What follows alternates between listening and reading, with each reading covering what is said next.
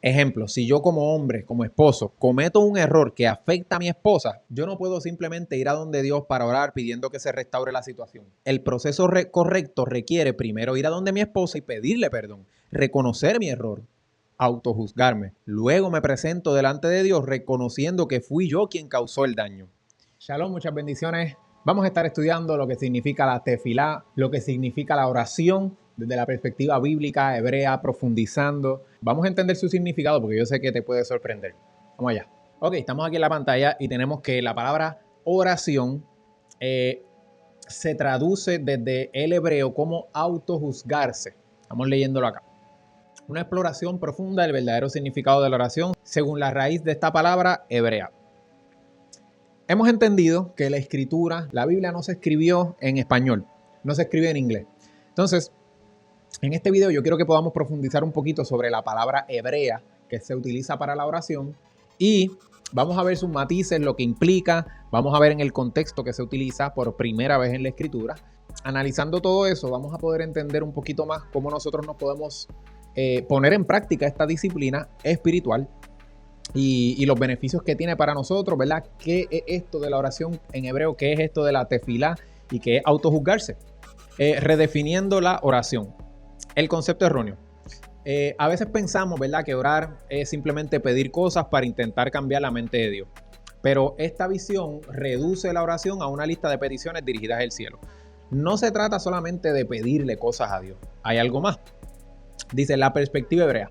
La palabra orar viene de la raíz palal y su forma reflexiva leit palel, que significa autojuzgarse.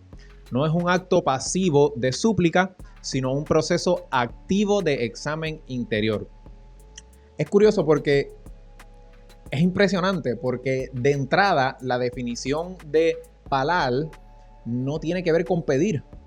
¿Sabes? Su definición original en hebreo no tiene que ver con pedir, tiene que ver con autojuzgarse, examinarnos y juzgarnos a nosotros mismos. Y esto es bien poderoso. Vamos a ver lo que es la dinámica del juicio. Para uno emitir un juicio, para juzgar, sea a nosotros o sea a otra persona, se necesita una ley o un estándar. Cuando vamos a orar, estamos número uno reconociendo que hay un Dios que es dador de la ley, de la conciencia, de la moral. Entonces tenemos que para juzgar tenemos a Dios y tenemos la ley, tenemos esos dos elementos. Entonces nosotros nos presentamos ante el juez supremo para examinar nuestra propia vida, identificar lo incorrecto y decidir eliminarlo con su ayuda. Es un proceso inevitable de reflexión, meditación y comunicación. La oración no busca cambiar a Dios, sino que busca que nosotros cambiemos y nos ajustemos a lo que Dios ya estableció en su palabra. Y es que solemos pensar en juicio como algo negativo. El mundo y el mundo religioso también siempre hablan de que Dios no quiere juzgarnos y que nosotros no debemos juzgar.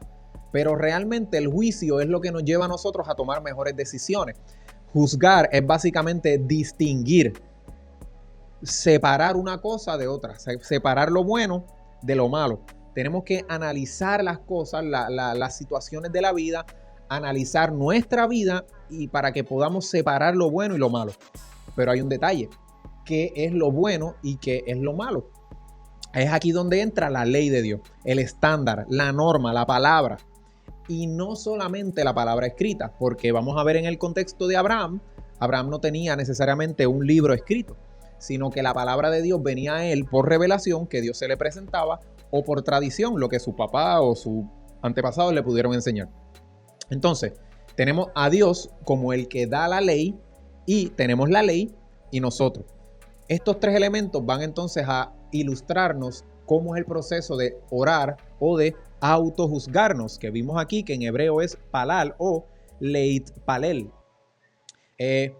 Dice aquí también que es inevitable la reflexión y la meditación, porque nosotros recibimos una palabra, una ley, pero tenemos que reflexionar, tenemos que definirla, tenemos que ver cómo se aplica eso a mi vida o a las situaciones.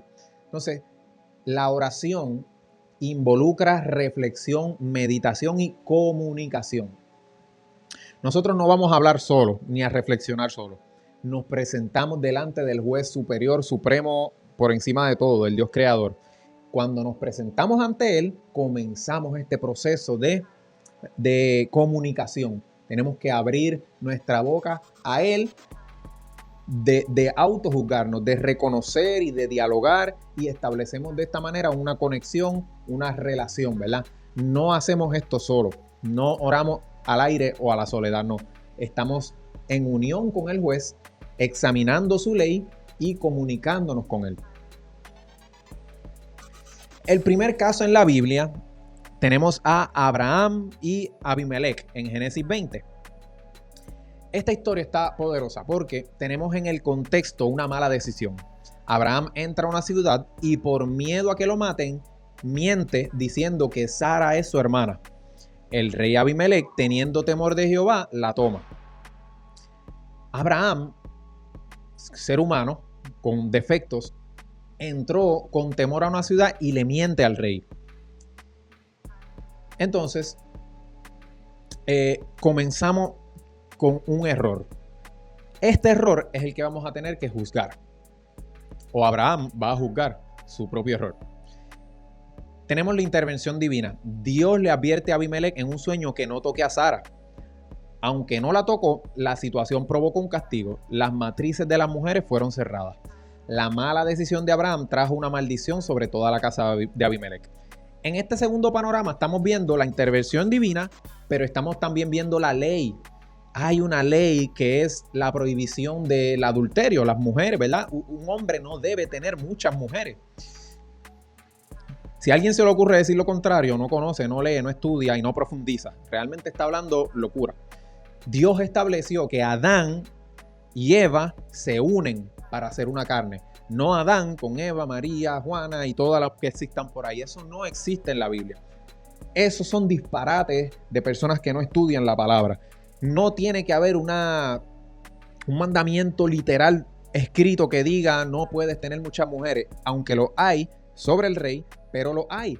Dios estableció un principio. Un hombre fue creado para tener una mujer, no muchas mujeres. ¿Está bien? Entonces estamos viendo aquí en la historia que Sara es esposa de Abraham y Abimelech la iba a tomar por mujer. Y eso era un quebrantamiento a la ley de Dios. Por ende, cayó una maldición. Entonces, tenemos en este panorama la primera vez que se usa la palabra palal. Y dice, Dios le dice a Abimelech que vaya donde Abraham para que Abraham ore por él. Y aquí utiliza la palabra palal en hebreo.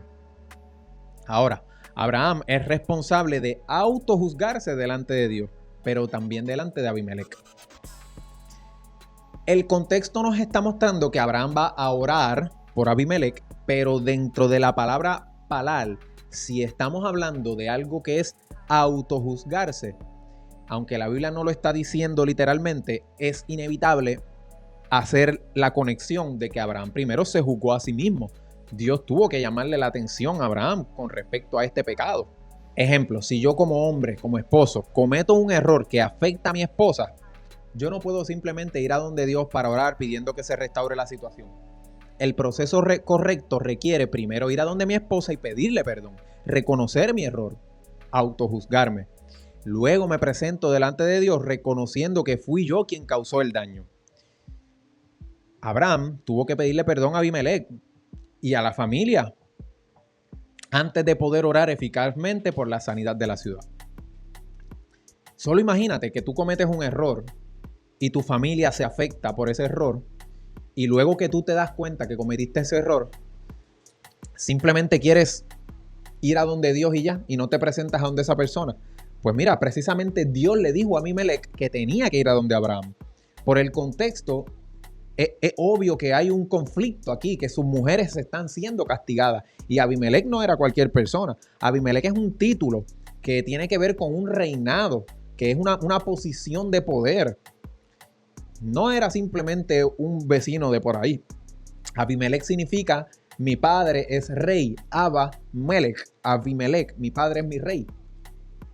Y Abraham le confiesa y dice, no sabía que en este lugar había temor de Elohim. Pues para sorpresa de Abraham sí había temor de Elohim y Elohim se reveló. En este contexto es que aparece esa primera palabra de orar, que es palal. Ok, analicemos un poquito los caracteres de esta palabra, el ADN de la palabra, la pictografía de palal. La palabra se compone de 3 letras que revelan su significado más profundo.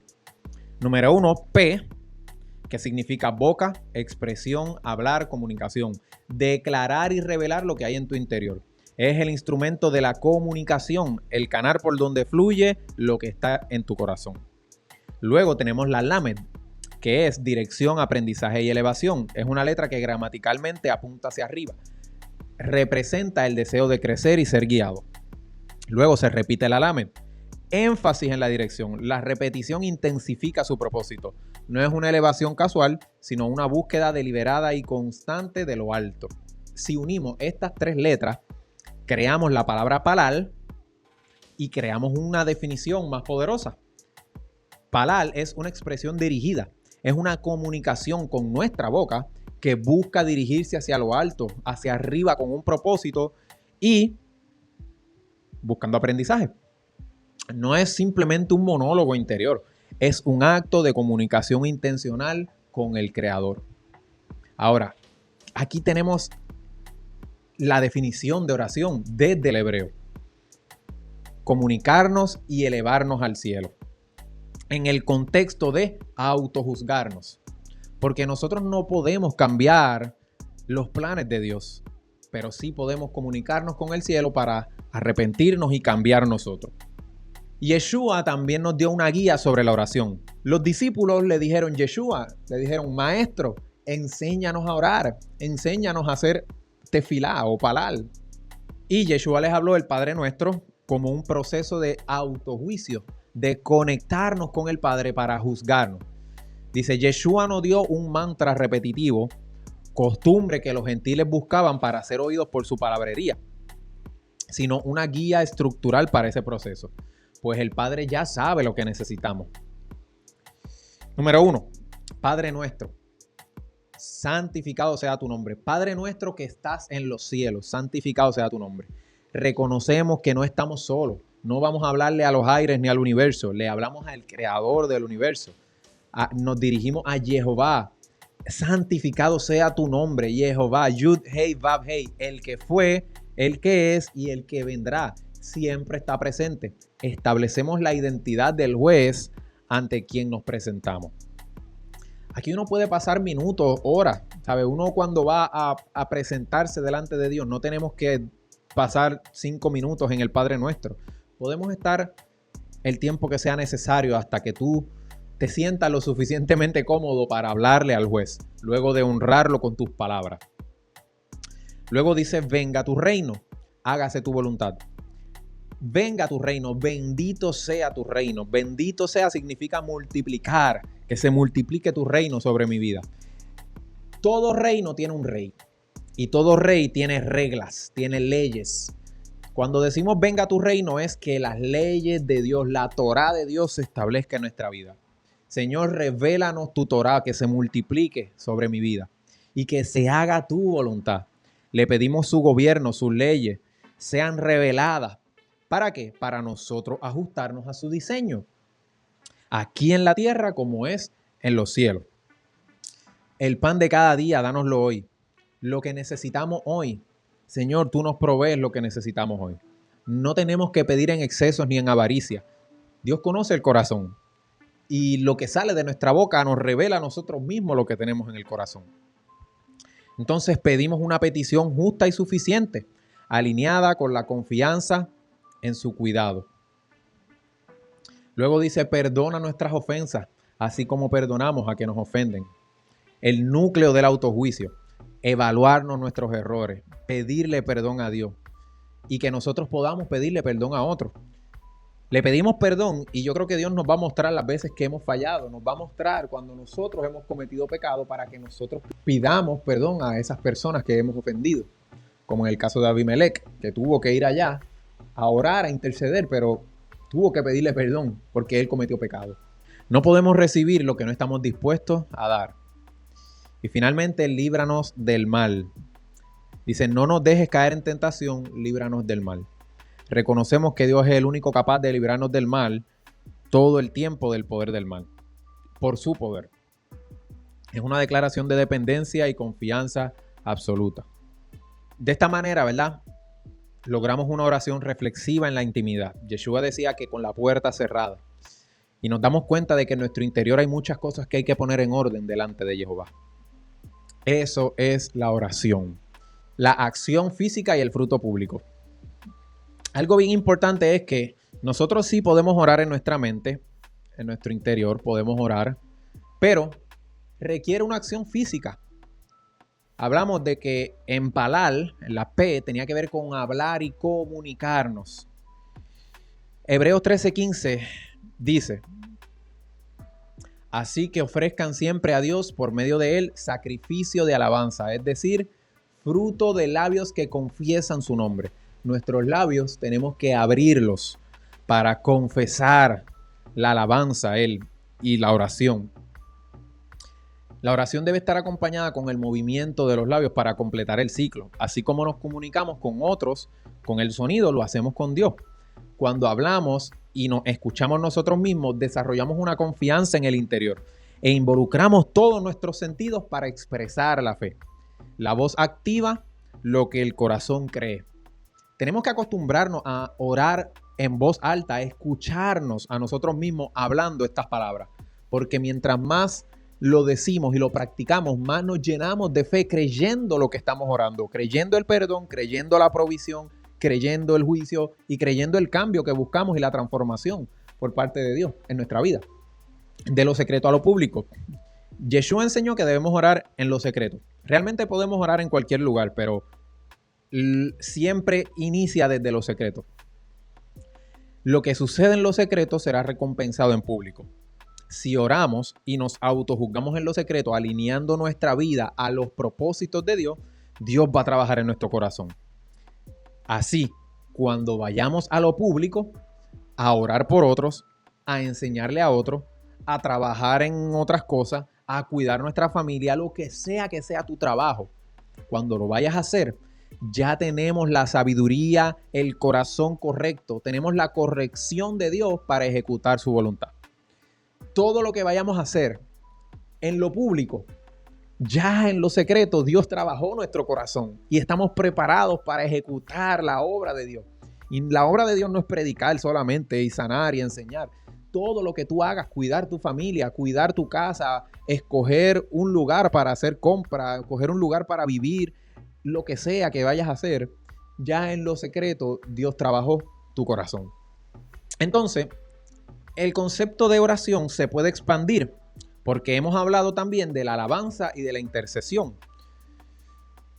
En la alabanza es el proceso de comunicar un mensaje reconociendo quién es Él, las cosas que Él hace y proclamando su palabra. No es simplemente cantar, sino declarar su identidad y su obra. La música es un instrumento, una herramienta para alabar a Dios. Pero no nos limitamos simplemente a la música. Podemos alabar a Dios sin música. Pero esto es importante y es parte de la oración. Reconocer quién es Él. No es Dios y ya. No, es Jehová, el Shaddai, el Creador, el inmenso, el Todopoderoso, el Sanador, el Dios sobrenatural, nuestro Padre. Estamos reconociéndolo a Él. Lo que Él hace, Él es el que liberó a Israel de Egipto, el que destruyó a las plagas, el que nos guió por el desierto, el que reveló su palabra. Él es las cosas que Él ha hecho, el que liberó a Israel de Babilonia, el que llevó nuestra culpa en la cruz. Le oramos, reconocemos lo que Él ha hecho, el que resucitó de los muertos. Eso es parte de la oración y se le llama alabanza. Y también tenemos la intercesión, que significa convertirse en un intermediario. Dios está a un extremo y una persona o una situación está al otro extremo y nosotros en el medio. ¿Está bien? La intercesión, tenemos tres elementos. Tenemos a Dios, Jehová, tenemos el problema, la persona, la situación, y en el medio estamos nosotros. Y ahí nos convertimos en intercesores. Abraham tenía a Abimelech, tenía a Jehová y Abraham en el medio como intercesor. Y tenemos también a Moisés, que Moisés era el intermediario entre Dios e Israel para detener la ira, para ejecutar juicio, para dar la Torá, la palabra de Dios. Dios no le entregó la Torá así, Dios utilizó un intermediario, que fue Moisés. Y el intercesor por excelencia, Yeshua, el que tomó nuestro lugar en el centro, recibiendo el castigo para convertirse en el camino al Padre, para ser luz, para ser el que nos reconcilia con el Padre. Entonces, en la oración tenemos alabanza y tenemos también intercesión. Todo eso es parte de la oración. Al interceder, Dios muchas veces nos da una palabra o un mensaje de ánimo o sabiduría para solucionar la situación. Entonces, esto es parte de la oración y del autojuicio. Alabamos, tenemos un momento de alabanza, ¿verdad? Tenemos un momento de pedir por nosotros, pedir por otras personas, y Dios también tenemos un momento de autojuzgarnos. ¿Qué cosas tengo que cambiar? ¿Qué cosas Dios me muestra que debo corregir? Todo esto sucede en un proceso de oración y de reflexión y meditación, que lo venimos hablando en el principio. Y para finalizar, el tabernáculo se estableció en el desierto y el templo en la tierra de Jerusalén como un mapa visual de conexión y oración. El templo representa ese lugar que Dios creó donde hay una liturgia, una rutina para conectarnos con Él. Pero si analizamos todas estas estructuras, todos estos ritos y elementos, logramos aplicarlo en nuestra vida, porque la Torá tiene sombras proféticas y tiene una enseñanza y nos muestra cómo hacer las cosas. Esta estructura ilustra cómo funciona la tefilá. Cada sección representa una etapa del proceso de autojuicio y comunión con Jehová, con Elohim. Número 1, tenemos el atrio. En el atrio tenemos dos cosas. Tenemos el altar de bronce, que representa juicios, sacrificios, sangre derramada. Y aquí comenzamos reconociendo nuestra necesidad de corrección. Bien, nos acercamos con sacrificio de alabanza. Hablábamos ahorita. Sacrificio de alabanza, dice el libro de Hebreo. Luego tenemos la fuente de bronce. La fuente de bronce es un espejo donde nos limpiamos con agua, las impurezas, el sucio, reflexión, purificación, antes de entrar más íntimo a la presencia de Dios. ¿Está bien? Ese es en el atrio, el altar y la fuente de bronce. Luego entramos al lugar santo, donde tenemos la mesa de los panes, que es el alimento, la provisión de Dios, la palabra de Dios. Esto me acuerda cuando Yeshua dice, no solamente de pan vivirá el hombre, sino de toda palabra que sale de la boca de Adonai. Necesitamos el pan de su palabra. También en el lugar santo tenemos la menorá. La menorá representa luz, iluminación, entendimiento. Bien interesante, bien poderoso que la menorá está llena con aceite. Y ese aceite tiene que ver un trabajo de exprimir la oliva para colocarlo y luego se le pone fuego. Nosotros hay cosas en nuestra vida que tenemos que exprimir y a veces nosotros mismos somos exprimidos para que salga aceite. Y en ese proceso viene la iluminación, viene la luz, entendimiento. En la Biblia la palabra luz muchas veces representa conocimiento, entendimiento. Sin luz nosotros no podemos ver el camino y no podemos caminar. Necesitamos entendimiento para caminar y tomar decisiones correctas y ver dónde dar los pasos. Y también tenemos el altar de incienso. Yo puedo ver que aquí tiene que ver con unas emociones más profundas derramadas delante de Jehová. También en el altar de incienso son las oraciones. En Apocalipsis nos habla de las oraciones que están en copas de oro, ¿verdad? El incienso son las oraciones de los santos. Pero estas oraciones, estas peticiones no provienen de la carne, no provienen de los deseos carnales, provienen de emociones profundas, porque estamos en el lugar santo. No estamos pensando necesariamente en las cosas terrenales y livianas. Puede que sí, pero yo puedo entender que como es el lugar santo es algo más profundo. Y finalmente tenemos el lugar santísimo donde está el arca, el trono de Jehová. Aquí yo siempre lo he percibido, yo siempre lo he entendido así, no hay palabras. Delante del trono no hay palabras, ya le dimos gracias, ya le pedimos perdón, ya nos humillamos. Creo que en este lugar nos quedamos arrodillados ante el trono de Él y hay mucho autojuicio en ese momento. Pero ya no estamos ni siquiera pidiendo muchas cosas, sino estamos contemplando su presencia, su hermosura. Y en ese silencio su espíritu nos llena, su gracia nos llena y nos transforma. El apóstol Pablo dice que miramos cara a cara descubierta la gloria de Dios en Yeshua y somos transformados. En ese silencio y humillación, su espíritu, su gracia, su palabra, su poder nos llena. Si tú llegaste hasta aquí, quiero que este mensaje llene tu interior. Te recomiendo que veas este video nuevamente, que saques lápiz y tomes nota, porque esto es un estilo de vida. Nosotros hacemos esto todo el tiempo. Dios quiere que mantengamos esta comunión todo el tiempo. Si esto se convierte en nuestro estilo de vida, ciertamente vamos a tomar mejores decisiones, estaremos conectados con Él y vamos a tener crecimiento espiritual. Alabanza es parte de la oración, intercesión es parte de la oración, reflexión, meditación, estudiar y leer la palabra de Dios también es parte de la oración. En la oración tú puedes leer su palabra para que puedas orar según lo que está escrito y conozcas su voluntad. Y eso nos va a llevar al autojuicio, a juzgarnos, a cambiar nosotros. Sus leyes, sus reinos, su voluntad se establece en nuestra vida. Gracias por quedarte hasta aquí. Si te gustó este contenido, este video, compártelo con otra persona. Me ayudaría muchísimo. Y no olvides suscribirte, darle like. Y espero que este video haya sido de bendición. Shalom.